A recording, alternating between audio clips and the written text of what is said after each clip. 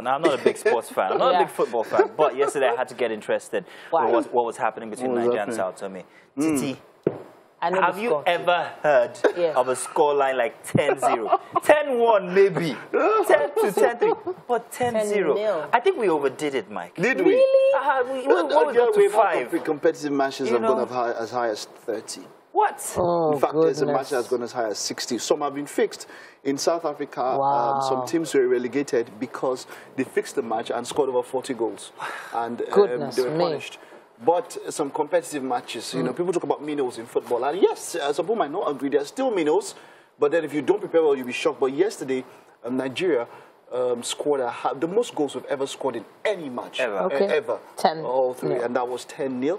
And but does that affect the points? Okay, so this might not affect so much because it is a much smaller team. So imagine if we beat France 10-0.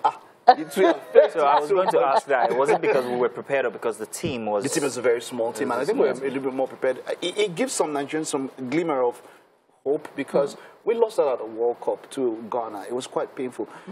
And because they could not score, we needed just 1 goal. So the people are like, you scored 10, we just needed 1 in Lagos, in Abuja, pardon me, and we didn't get it.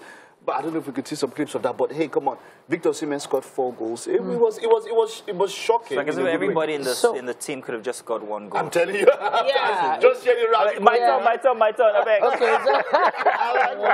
I like that. Goodness me. But I'm thinking about the other team. How demoralized they must have been after. Might not be. So this is what happens. You get to some teams and what happens that for some small footballing nations, I remember a time when Faroe Islands got together, Masons, Smith's men and all that, fishermen to come and play.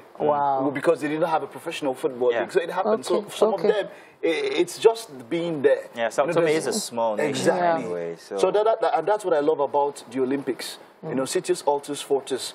The Olympics will tell you, look, let's just get everybody. The joy is in competing. Yes, you might not pick the medals, you might not come first. But for the fact that you have over 200 nations come together, and in some small ways, some people that would not, you know.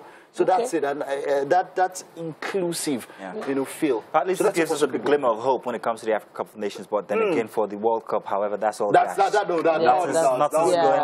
went our way. So we were talking yesterday about how much we lost. It's big. It's big. We'll feel it more when it gets closer to December. I mean, it's a precursor to the holiday period, and we're not going to be there. It's just Qatar. It's going to be the most technologically advanced stadium. We can be sitting like this in the stadium, and you can be using a cooler, and she'll be using a heater in the same stadium. Wow. Isn't it interesting when Mike says words like precursor? He looks very... It's a precursor. Mike is a precursor. No, the way he looks. I must give you that soup. Precursor. Let's soup for you. Let's do some more interesting words will be raining down on us. Let's see what the weather is going to be like.